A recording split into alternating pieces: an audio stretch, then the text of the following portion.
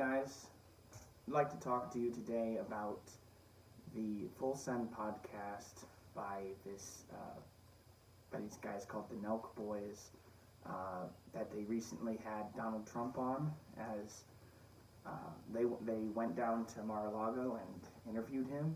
It was about a 45-50-minute interview, and I've never heard of them, this group, before this podcast, but apparently they're a big deal, or big enough that they were able to get Donald Trump on their podcast, which is kind of mind-blowing to me. But what was even more mind-blowing is how quickly this video was taken off of YouTube. Within 24 hours, the Full Send podcast received this message from YouTube. Hi, Full Send podcast. Our team has reviewed your content, and unfortunately, we think it violates our misinformation policy. We've removed the following content from YouTube, and then it lists the name of the video. So this podcast talked about as far as misinformation. Sure, I mean he said a lot of stuff about election fraud that has yet to be that has been dismissed by all the courts, and you know he lacks evidence of. I'm agnostic about it. I don't believe in it or against it. I'm waiting for proof. There hasn't been proof. I haven't seen anything. Now but I am able to do my own research and look into it, and so that's probably the disinformation that YouTube's referring to, or misinformation, because YouTube says that there might be misinformation. And apparently they couldn't even make up their mind on whether there was or there wasn't. But they're claiming that there was, apparently, and then that's the reason why this video was taken down within 24 hours of being posted on YouTube, and in addition, getting 5 million views in that short time. And I was disappointed to find that I could not be one of those viewers when I was trying to watch it, because, of course, why wouldn't I want to see what the president is saying? The former president, who's likely to run again in a couple of years anyway. I mean, this is important.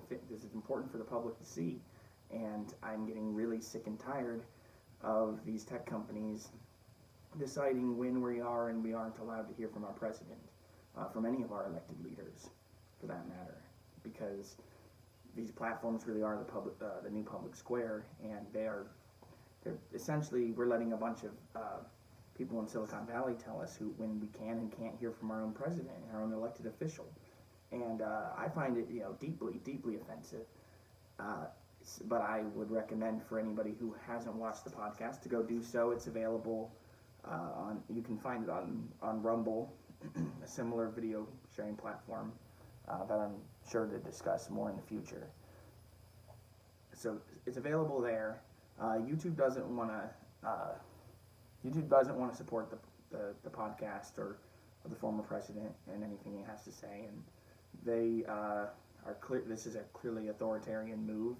I know I'm a little late to discussing it, but I wanted this to be my first video returning back to making these, because I was doing Zach Weaver Productions videos over the last 2 years, but I'm back, but on a different account. So yeah, so this is of course in addition to what we saw last year with Trump being banned off of excuse me, off of Facebook and Twitter, and I believe on YouTube temporarily. He wasn't. His channel was taken down because of what happened in January 6th.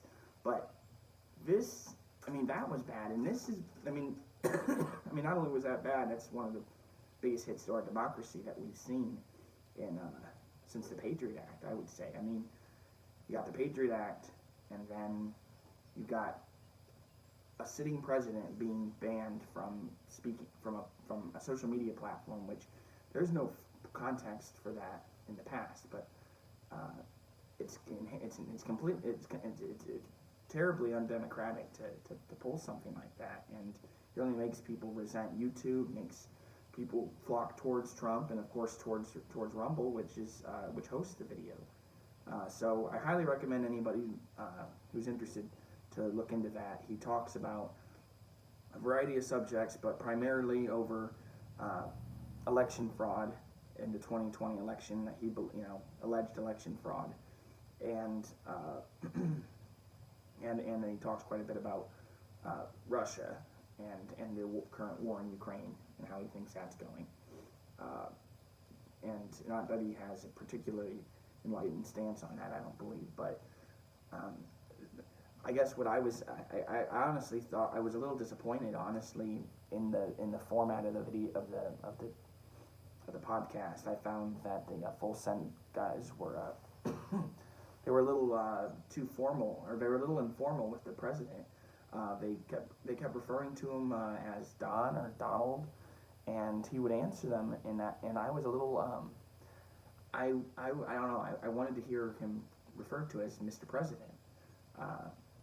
It's a little disrespectful to refer to him as Donald or Don or Trump or anything like that. I mean, it's just a little disrespectful, and so I wish that they addressed him as Mr. President. But and again, I didn't hear anything that I found to be problematic, unless this is the first time you've ever heard anything about the election fraud stuff. And if you're not a believer in it now, then this is, if you weren't a believer in the rigged election theory from 2020, if you're not a believer yet, then this isn't going to be what sways you.